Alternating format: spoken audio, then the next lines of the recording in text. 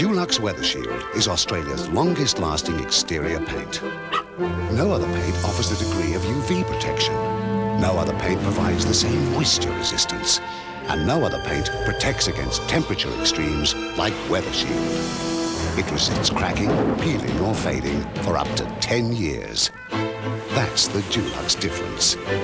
Bring your home to life with Dulux Weathershield. Sport. It's the great Australian pastime. And Dulux, the great Australian paint, is proud to bring you this special reflection of the sporting year that was 1993. And just as Weathershield has outperformed all other brands in extreme weather conditions, Australia has been a domain for sporting excellence in 1993. So relax, sit back and marvel at the nation's finest athletes giving their best over the next 60 minutes, at the end of which you'll get the chance to win a trip for two to Cape Town for the second cricket test between Australia and South Africa in March 1994. And speaking of South Africa, it's time to kick off Dulux Weathershield sporting highlights with a slice of history as the Springboks visit our shores for the first time since 1971 to take on the world champion Wallabies in a three-test rugby union series. Turning the ball over for the kick-off. Great work from Bowen, just zeroing in on the ball. Came loose, focused, superb work. There the first blow struck for the Wallabies. Tony Daly at the front. This Australian line-out. South Africa win it. TM's foul swept. It's the lock forward. Hannah Stratham. Heidenreich falls with the kick forward. Olivier is the onside. Campese came back. He's lost it. Try time. South Africa. Peter Muller has scored the try. And the Africans have the option of the scrum back where the ball was kicked from. Now blindside move. De Pria. Great strength. Small. Wonderful try. What a terrific try by the Springboks, exploiting the short side, and they caught Australia napping. De Pria, trouble for Australia. And the kick on the far side. James Small wins the race to the ball. So close. I think his only chance was on the outside. That is the test match. Great jubilation for the South Africans. They are back and they are proud of it. The 1993 Australian Football League Championship was the tightest in many years, with the competition failing to volunteer a clear-cut title favourite. But by the last Saturday in September, two traditional forces had emerged from the feuding pack, with Kevin Sheedy's young Essendon outfit seeking the club's first flag since 1985 against a confident Carlton unit. Fantastic atmosphere as Salmon goes for goal. And he's kicked it. Christou can't get the ball clear. Now the Blues a chance. McKay away for Heaver. Heaver's little kick gathered by Gleeson, but Wanganeen nearly took it with him. Brown kicked the full forward. Kernahan's got it. No mark. Play on. Alvin can't get past. Well scragged. Kernahan snapshot. Kernahan! Carlton's first goal. Threads his way through the pack, gives it to O'Donnell. The Bombers are looking like a champion team at the moment. Buick may get a chance. He's 40 metres out from goal. Hurd is there. Shrugs one tackle. Gets a long, low kick in towards full forward. Carlton has the numbers, but that's all. Oh, Wallace has kicked the goal. Excellent play there by Essendon again. Long just backs away. Have a look at this. Take me on, take me on, take me on, he says, and still gets away with it and pumps it to within 50 metres. Here, well inside. Away goes Chris Danaher. Have a look there. Brilliant football, Danaher. They pounce upon him as the ball spills free towards Bradley. Desperately, he tries to get through. He does, to the running Albin. Albin off to Kernahan. Kernahan, don't tell me he's going to kick another one. Here's their sole man up forward. Captain to captain. Madden, but straight to Long. Oh, clever hand pass to Calthorpe. He'll go back to Long. He's running with him. Now he's clear. 80 metres out. 70 and closing. Up towards full forward. And the mark taken at the back. Salmon will have a shot. 40 metres out. He's kicked well all day. That's no exception. Sheer excitement. Off to Mercury. Long again. Is this man the best man on the ground?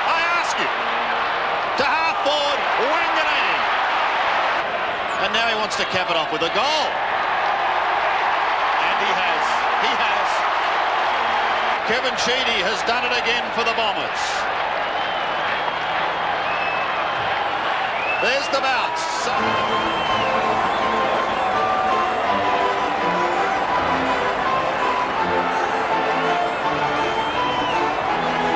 Now Polly will present the Premiership Cup. Foster's AFL Premiership 1993.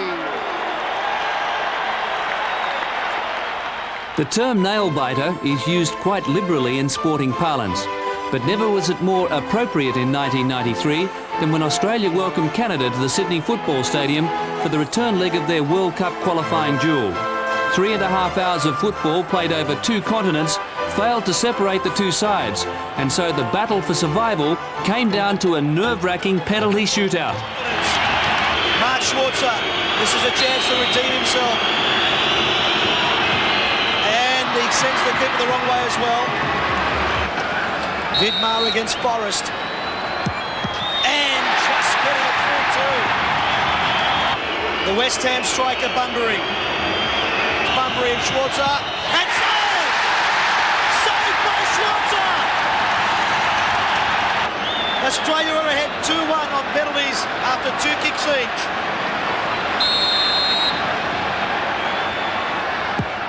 And taken! Pushes it further ahead for 3-1 on penalties. Sweeney against Schwarzer. And saved again! Schwarzer with 2 magnificent saves! Frank Farina, the man who put Australia ahead. This will wrap it up for Australia. Farina does it! Australia march on! Australia the victors! Magnificent, but they did it the hard way. Farina buries it, 4-1 on penalties. The day ends for Canada. They were gallant in defeat. Australia dominating the game.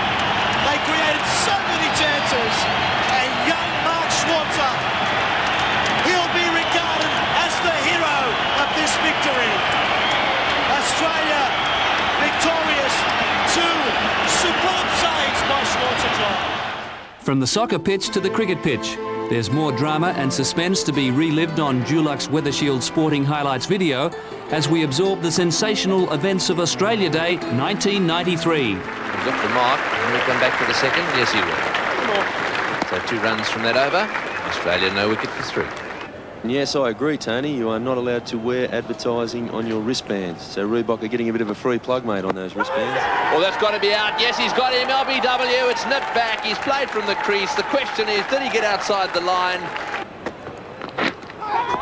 And that's gone. That was allowed, Nick. Benjamin goes through, takes the wicket. In the air past Desmond Haynes, it could go all the way. Courtney Walsh chasing hard as 4. It was past Desmond Haynes very quickly. He threw out a hand. Carl Hooper has taken another very good catch. Courtney Walsh has been a great bowler for the West Indies over a long period of time. He's a very happy man. Steve Waugh on strike. Shout of catch it. Oh, and Keith Arthurton at the second grab. Oh, it was straight to him, and Dolly. And I'm not sure whether it bounced out of his hands or whether it bounced off his chest. Shouts of catch it. Desmond Haynes has done it border walks. He doesn't even wait for the decision. And it's gone onto the stumps. A pair for Ian Healy, and that is a terrific wicket for the West Indies because Healy plays so well in pressure situations for Australia. Big shout then he's been given. Merv Hughes going a long way across, and Curtly Ambrose has got 10 for the match. Well, that's not going to do any good. The umpire Hare is not doing anything about it. Warren is standing there. Got him. Shane Warne is gone. That's going to be runs. That's the best answer there. It's going to be 4 runs for Tim May. That's a big hit. That's going high and wide. That's 4. Surprise is losing Carl Hooper, maybe trying to get Tim May because he's been shackled, as that brings up to 50 for Justin Langer, and what a beauty. That's 4 more. Away she goes. Crowd roaring, slowing up. They should run 4. And it goes all the way in front of the members. Out! He's gone. What a tragedy. Went for the pull shot, got an edge, and it went through the wicketkeeper who held it. And Bishop strikes what possibly is a winning blow for the West Indies at the end of a great innings on debut from Justin Langer. Fantastic knock by Justin Langer. Sad way to see him out. Such a crucial time. Going for the pull shot, got an under edge. Carries through to wicketkeeper Junior Murray and Ian Bishop. The West Indies elated, but a standing ovation from the Adelaide crowd. Very, very good innings, and innings of courage and determination. Yes! It's a driven shot. There'll be at least 3 here. Kenneth Benjamin hobbling along after the ball. He'll just get it. 3 runs to Tim May. 6 runs required for Australia. Short one again, it's in the air, but Desmond Haynes is in the wrong position. Will they go back for the tying run? No, they don't. 184, 1 run away from a tie.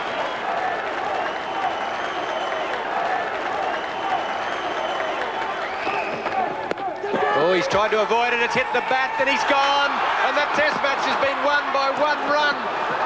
I can't believe it. The West Indians are delighted. Craig McDermott is so disappointed. It's been a magnificent effort by both sides here today. Courtney Walsh is absolutely delighted. The Australian dressing room will be decimated, but you can bet the West Indian dressing room will be absolutely jumping. That test match would be a hard act to follow in anyone's language, but the country's finest basketballers will give it their best shot anyway, if you'll excuse the pun, with the opening game of the 1993 NBL Grand Final Series between Melbourne and Perth. Tigers going to the right of your screen. Gaze for 3. Yes, sir. Well, that's the sort of start that the Tigers wanted. Now Grace, weaves his way through. Magical 2 points for Ricky Grace. Big rebound from Bradkey. Back outside to Gaze, a mile out for 3, and he drops another one. He's up to 9. You sense that Grace has done a lot more than Copeland, but they're now matched on points at 9 apiece, so he's really fought back well. Alley-oop! Gaze to Copeland! Well, so often we've seen that play ignite crowds here at the tennis centre. Their strength has been going inside all year. They've got to stay with it. Well, there's a marvellous display of skills as Andrew Gaze appeals to these 15,000 spectators to start to get behind his team. Now he dishes again, and it's Simmons. It's a patented play, Steve. Sibley, clever work to tap it to Copeland. Pass to Gaze. Gaze lob to Copeland! Well, sensational play. Eye contact started when Copeland got the ball low on the baseline and Gaze was out in the front of the transition. Tigers have done it well. Come back from a very, very strong imbalance and played to their strengths. So it's out to 6 points. Grace, Carroll for 3. No. Vlahov for 2. And that is the game. The Tigers have won game 1 of the Grand Final Series.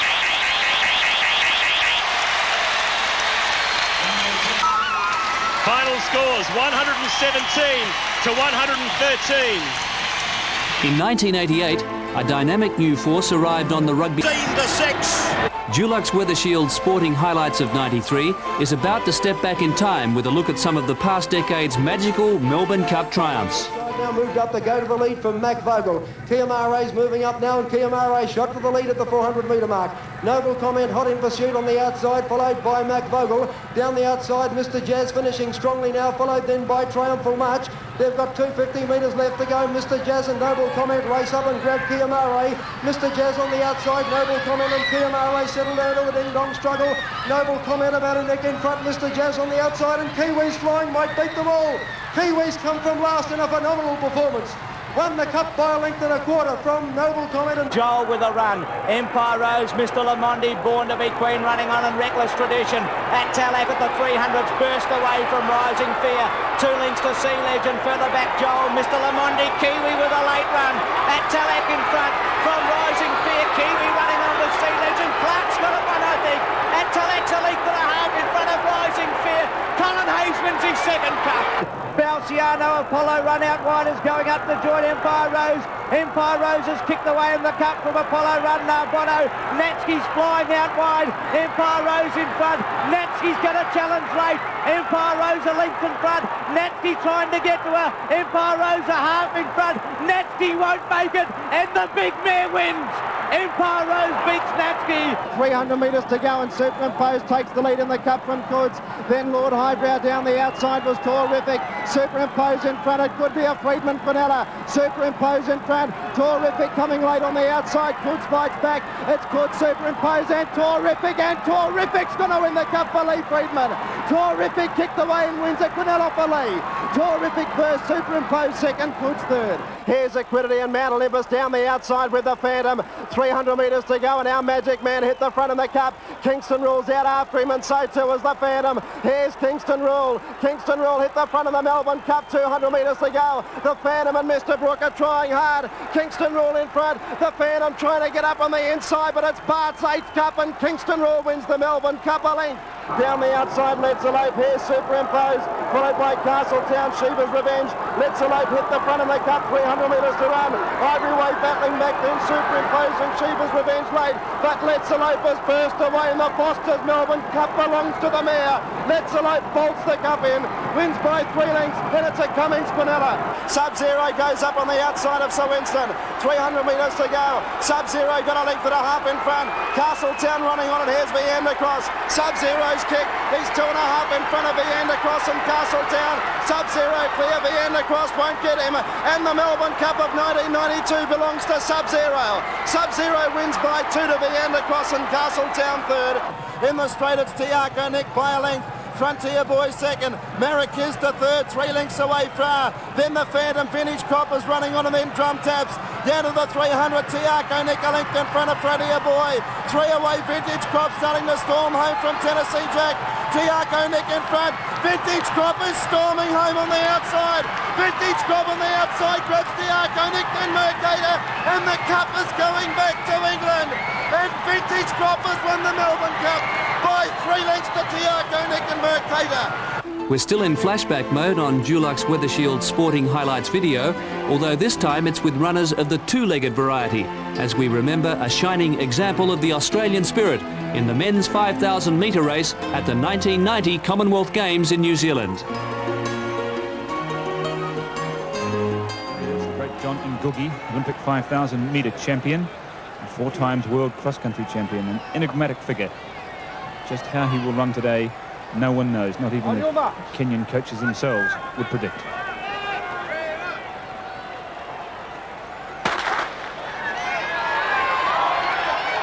Field of 14 starters. There's been one late scratching. Sadly, Eamon Martin, the man who won the gold medal in the 10,000 metres, has withdrawn because of a virus he's picked up in the last couple of days. And leading out from the gun is Kerry Roger. Then it's the 2 Australians, Carolyn Lloyd, the tall figure of the Englishman Mark Rowland, then Yopis Ondieki, Roger Hackney, John Ngugi. And behind them, Paul Williams, the 33-year-old Canadian that won the bronze medal in the 10,000 metres. 209, 210, 211. Well, 65.2 for Kerry that time. 2:10, so he's run a couple of 65-second laps. That's excellent. Oh, running. hold on, there's a big fall. Goodness me. And sadly, one of the men that came down was, I think, John Ngugi. Certainly one of the Kenyans is gone. Also, Mark Rowland, I think, fell off the back. Yes, it's Ngugi and Rowland, 2 of the big names. Well, there he is in the middle of the track, and it's Buckner that goes over as well, and 1 or 2 others rather lucky. Malcolm Norwood rather lucky that he didn't go down as well. But look at Ngugi, he's already caught the field, and he's an angry man, I think, at the moment, and he's gone to the lead. What a dramatic 400 metres for John Ngugi. And that was 64.09, so Ngugi has probably run about 62, making up the deficit that he was giving away, and he's going to keep going at 62 second pace. This is it going to be Seoul all over again? Remember there, with 10 laps to go, he cleared away from the field, put 30 metres on that world-class Olympic final field, and they never saw him again. And there's the time, 61.97, oh, and another fall again, in exactly the same place. These guys are just getting too keen and climbing on top of each other. Let's have a look at that fall again. So look at the runners in 2nd and 3rd place. There you can see Mark Rowland's just tripping Ondieki a little bit, almost falling himself. What a marvellous finish. Can Ngugi hang on? He's really tired. He looks around and suddenly sees they're not far away. It's all on here. 100 metres of the race to go. Andrew Lloyd setting out. He can see a gold medal. He's chasing Ngugi. Ngugi, Lloyd, 50 metres to go. Can he catch him? Ngugi, Lloyd, what an upset. Ngugi can't get there. Can you believe it? Has there ever been a 5,000 metre race like it in history? This is one of the biggest upsets you'll ever see. We've had four-legged and two-legged races on Dulux Weathershield sporting highlights, so maybe it's time for some hungry and durable speed machines on wheels. What better place to get the feel for the sixth round of the Australian Rally Championships than at the Driver Training Centre at Oakland South, outside Adelaide.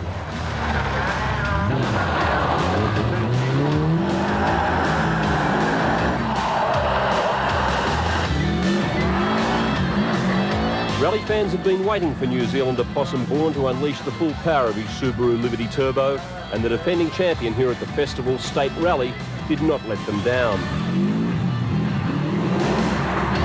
This is a weekend where speed is of the essence. The gauge will hit 220 k's. As has been the story in the previous 5 rounds, the Subaru of Bourne and the Toyota Celica of Neil Bates would go head-on for the overall title in Group A. Over 2 days and 215 gruelling, dust-choked kilometres, the cars would be pushed to the limit. The scenery for the drivers would be a blur. They would have no time to appreciate the beauty of the Barossa Valley, the countryside around Anguston, or the delightful vistas around Truro. This was an all-out slog from the start.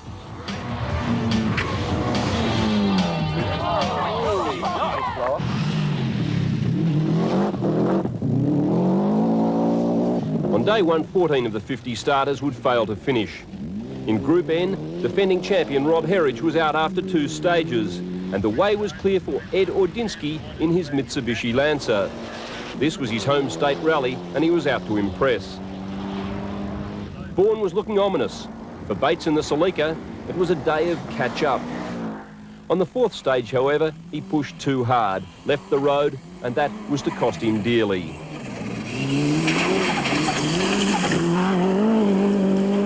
The Mitsubishi Galant of Graham Alexander was always in contention for the minor placings, but was no real threat to the rampaging Bourne. At the end of day one, Bates had dropped out with mechanical problems, leaving the way clear for the Subaru. For Bourne, it had removed much of the pressure.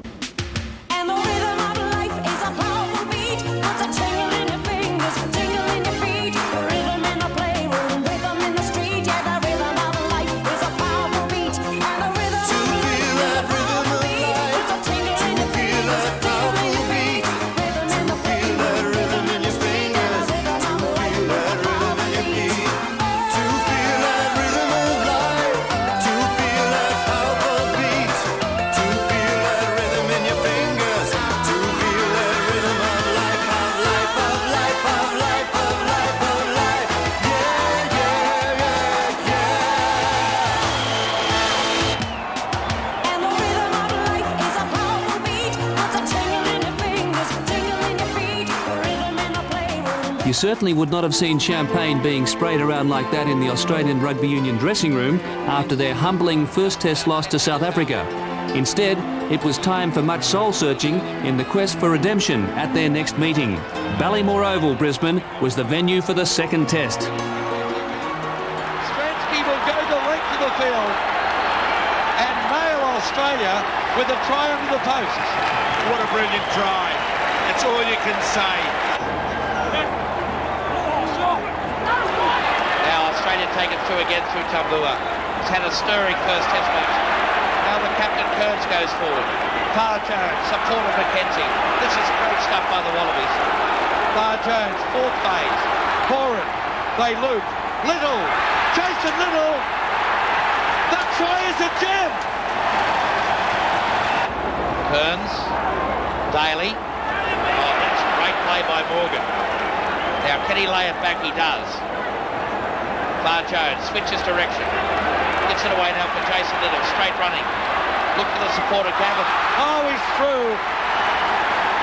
Well, I thought his first try was a gem. Parr Jones, Campese, look at Horan coming. Yes! Try! Now De Plea. A chance now.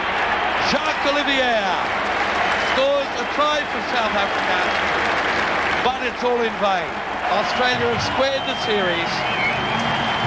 Make way for Sydney for the decider. A tremendously courageous victory for the Australian Wallabies. Stand by for some spectacular action now on Dulux Weathershield Sporting Highlights video as Australia's most skillful snowboarders strut their stuff.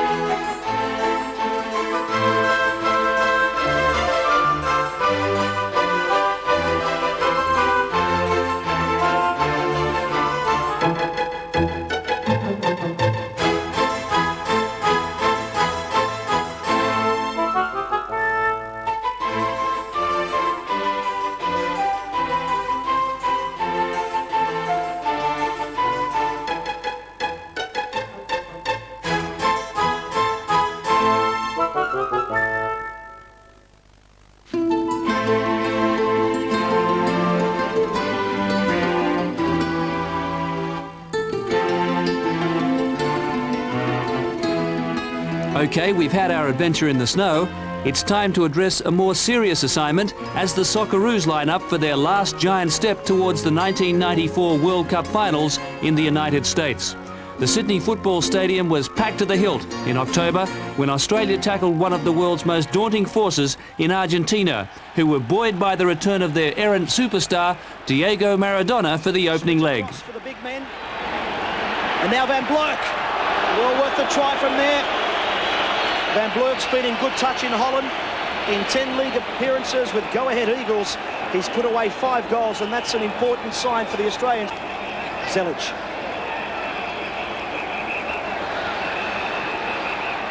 Van Blerk. That's not a bad-looking cross. So close for Australia. Graham Arnold, the danger man, but a delightful cross from Van Blerk. Arnold came at the near post. The first real incident of the game. It just shows you, Andy, how difficult it is for any country, even such a high pedigree as Argentina, to play away from home. It's a different circumstances completely. Here's Slater. Robbie Slater was tripped, and the referee allowed an advantage, and the shot just wasn't forceful enough. It probably was a good decision to allow the advantage rule. Slater was on his way. He beat Borelli. He was coming to goal. He was taken out just there, and the shot in the end just not strong enough. Now Maradona told to take the throw from its correct position. That is Tuta. He scored 2 goals against Australia last year in a 2-0 victory. Here comes Maradona. Van Blerk there. Now Ivanovic. And still Maradona. Here comes a dangerous looking cross. And the goal! The goal for Argentina! A tremendous goal! A moment of magic!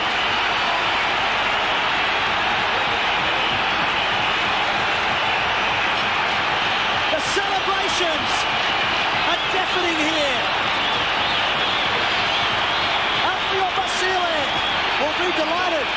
and relieved. 37 minutes in.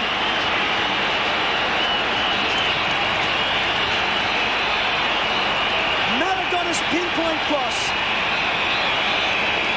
And the header was perfect. Several thousand Argentinian supporters here. It's more like a home game, I would think, to the visitors. Slater inside for Zelic. He's looking for the runner, and it's a good run from Vidmar. Tony Vidmar inside. Back in the game. Emilio Vidmar, the scorer. Runner to runner. The Adelaide connection has come good. What an opportune time to hit back. It appeared Australia had the backs to the wall. And it was Aurelio Vidmar, the destroyer, the Vulcan ball-playing midfielder, has levelled it here. Well, joy for the fans at the Sydney Football Stadium. I said it was more like a home game, but after hearing the reaction to the goal, that's Australia back at 1-1.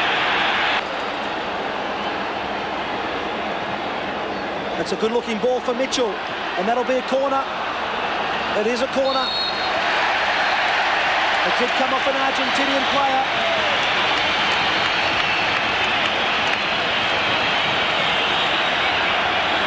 Will one of the Socceroos stand up and become a hero? The eyes of the nation are on Australia. Maradona booked in his comeback game. Arguing the point a bit too much, perhaps. Quite a few Socceroos in that box. Van Blurk with a corner kick. Swinging it straight to Maradona. And there, in fact, is the full-time whistle. A 1-1 draw in the first leg. But they put on such a brave and fine performance. Maradona not happy with the booking. Overall, a great display for Australia. There aren't many sports that demand more of an athlete than the triathlon, with its 3 strenuous elements requiring the utmost in dedication from competitors. This year's national championship was solid proof of that.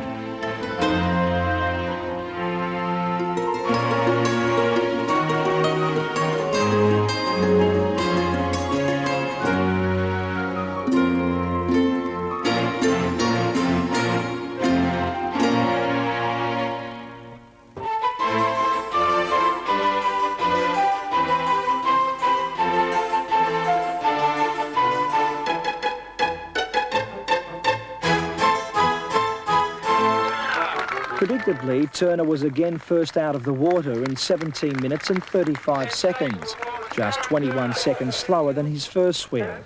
Turner lost some time in the transition, although Croft and Berardi trailed by 45 seconds. Sydney's Matt Curry was fourth, while fifth into the transition was teenager Jason Metters. Sydney schoolgirl Lena Edmonston also had a good swim to be third behind Melinda Mentha, as the rest of the field hurried to get in and out of the transition. Tony Unicum, happy with your big swim there, buddy? It's not the end yet. I need to go yet. Get out of the way.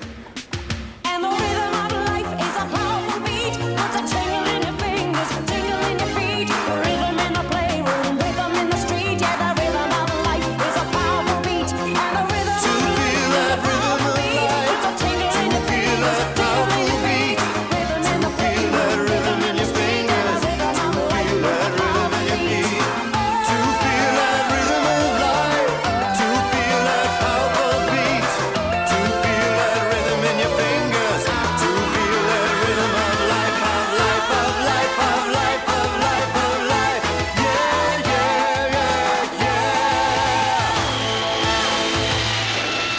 Croft looked remarkably fresh as he headed off for the 10-kilometre run. He held a 2-minute and 20-second lead over Curry, whose cycle took 59 minutes and 40 seconds. His transition change was remarkable, taking just 7 seconds to dismount and set off for the final leg. Croft was out in front on his own and looking very comfortable. Yeah, not too bad. Nah, that's not heat. Got a rocket machine.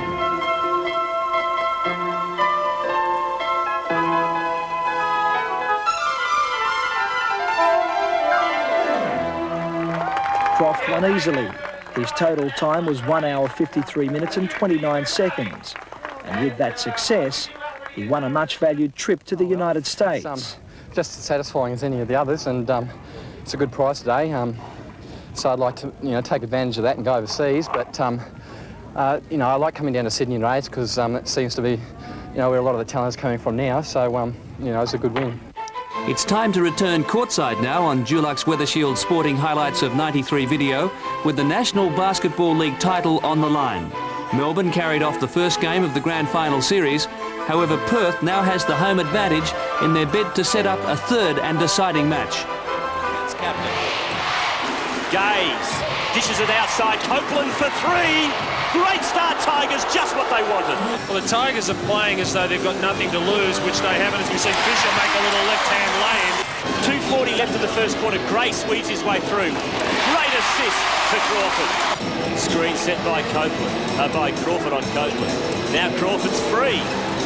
Back outside to Torrance for three. Good passage of play from Trevor Torrance. He's elated with that, as well he should be. It's 11-point lead for the Wildcats. Sibley drives. Misses. Oh! Here come Perth. Got Catalina to the left, Crawford to the right.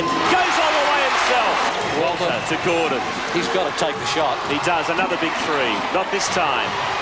Rebound Watterson. The Perth Wildcats have won Game 2 of the Grand Final Series. Will have a third and deciding game. Wildcats winning Game 2 by 7 points, 112 to 105. Australia's top windsurfers saw the hot snowboarding action we brought you earlier and have made a pact. Anything you can do, we can do better, was their response.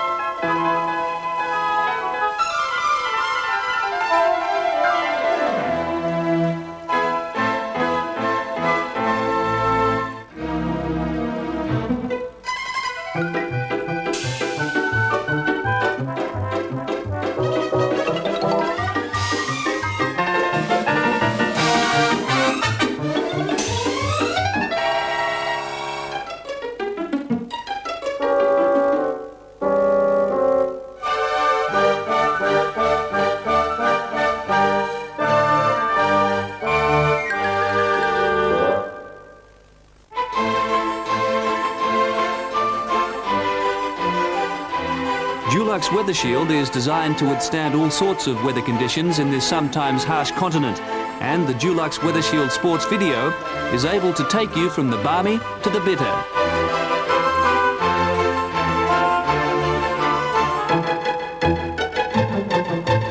Persistent rain added to the atrocious conditions, and the snow was virtually non-existent. In fact, organisers said the snow, or lack of, was the worst in the event's history. A gruelling first up stage for athletes, and many came to grief, as Mark Karsnitz surprised many by taking the first of 7 stages. Full on rocks all the way, with a patch of snow in between. Did you ski most of the way, or did you run some of it? I skied all the way out there and ran a bit over the top on the way back. Fraser Rowe was second, with Russell Newnham third, and the lack of snow forced organisers into arranging a half-hour transport stage to Dinner Plain and the start of Stage 2, a cross-country run which would prove decisive in the overall complexion of the event. It was at this point that 41-year-old Bob Evans asserted his dominance. As well as being a cross-country run, athletes also had to complete an orienteering course. Evans, with map and compass, won the stage from Brian Wallace. Evans was cautious, though, about the next stage, an energy-sapping 48-kilometre cycle leg. And how do you expect to go over the cycle and the canoe stages today? Well, the cycle's my weakest and the canoeing's my strongest, so the hour's rest before the cycling is really good for me. And his concerns were well-founded. Evans crashing to 9th position in the stage as Russell Newnham grabbed the advantage and the overall lead. This was taxing on riders who had to contend with a surface that would even test four-wheel drive vehicles. I'm not really enjoying this. Still, Newnham had the lead going into the 4th and final stage of day one, a 15-kilometre paddle right into the teeth of a stiff tide. Despite not winning this stage, Newnham maintained his overall lead and at the end of day one was 3 minutes and 15 seconds ahead of Bob Evans.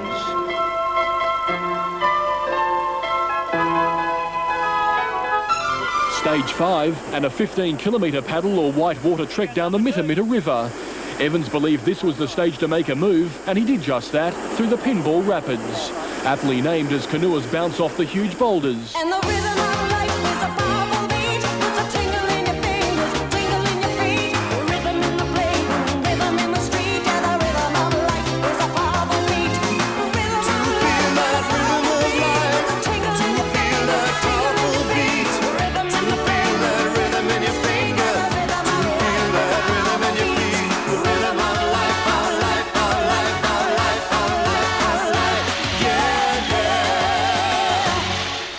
Two stages to go, and stage 6, a 14-kilometre run which took athletes across 2 rivers.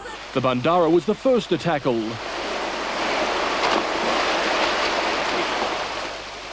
And then just minutes later, the second water obstacle, the Kumbungra River. Evans extended his lead overall by finishing first in the run leg, while Brian Wallace crossed in second and was closing in on Newnham, who was struggling to hold on to second place overall. Now just one more stage. A 25-kilometre cycle stood between Bob Evans and his first victory in the Winter Classic. And the tough going continued as Evans came to grief.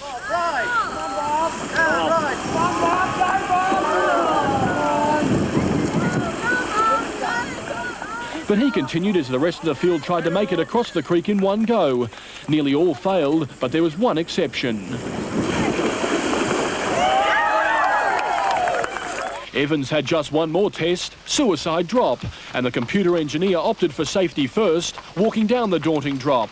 But there had to be one thrill-seeker who thought he could conquer the run, and Glen Waverley's Andrew Robinson was hell-bent on committing suicide.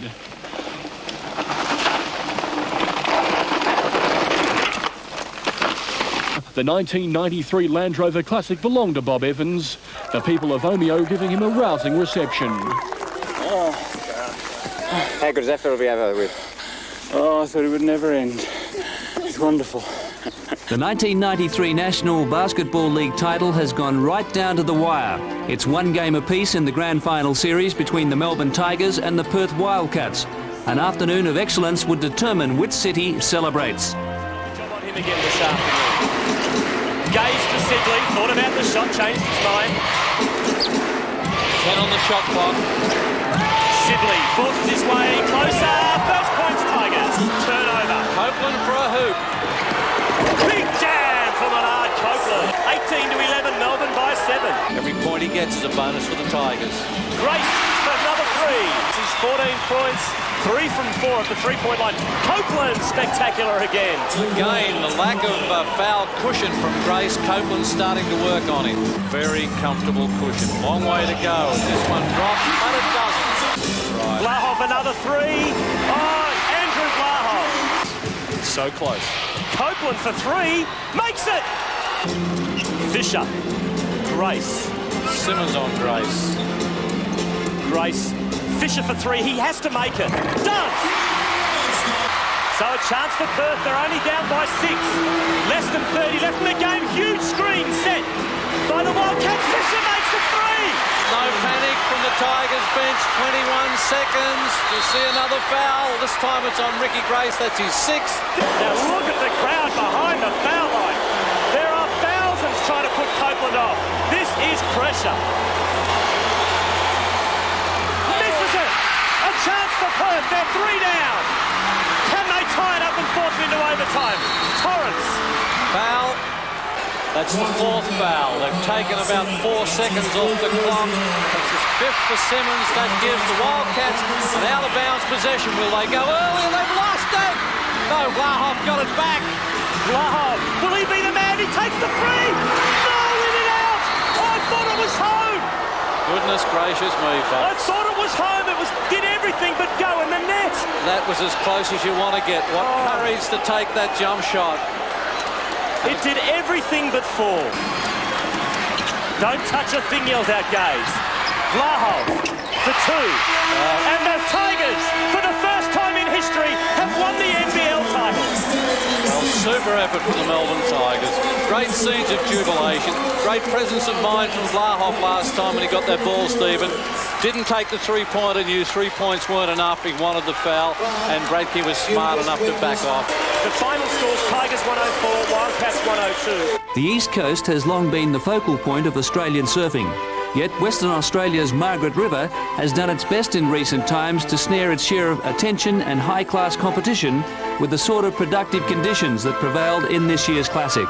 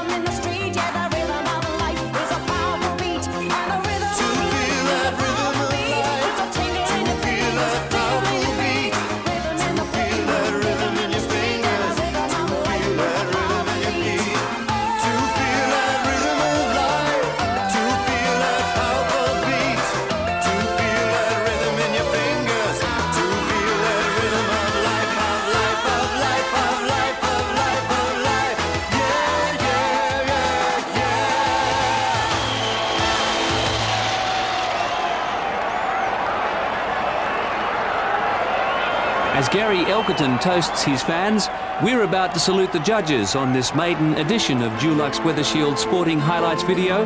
So what better way to close our summary of 1993 than to harness the third and deciding rugby union test between Australia and South Africa in Sydney. Over the top of Smith, and Australia could be in trouble.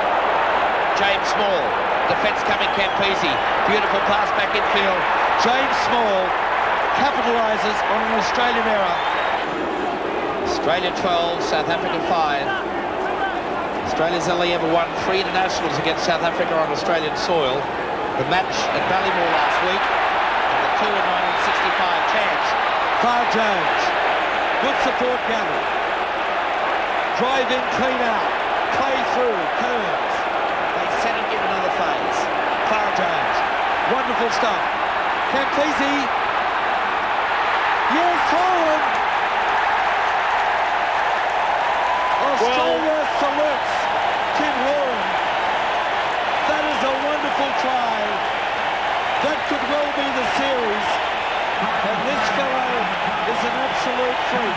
5 minutes away from hoisting the Ford Australian Cup for 1993. The Wallabies are back on track. Now Heinrich falls. He's been one of the star performers in this South African side. Is this a try to South Africa? Yes, it is. Well, deserving try for Francois Pinard. His first in international rugby. He has been one of the stars for the Springboks during this whole series. The hooter has sounded. Australia has won the Ford Australia Cup for season 1993. It is all over. Great celebration. Relief for Bob Dwyer. For Nick Farr-Jones, the Sydney crowd say farewell to a wonderful, wonderful career. His successor is Philip Kearns. He's done a great job. Jake Howard, Bob Dwyer, the Australian team management have done the job. Coming back from one test down in the series. They won magnificently at Ballymore last week, and they have won here this afternoon by 19 points to 12.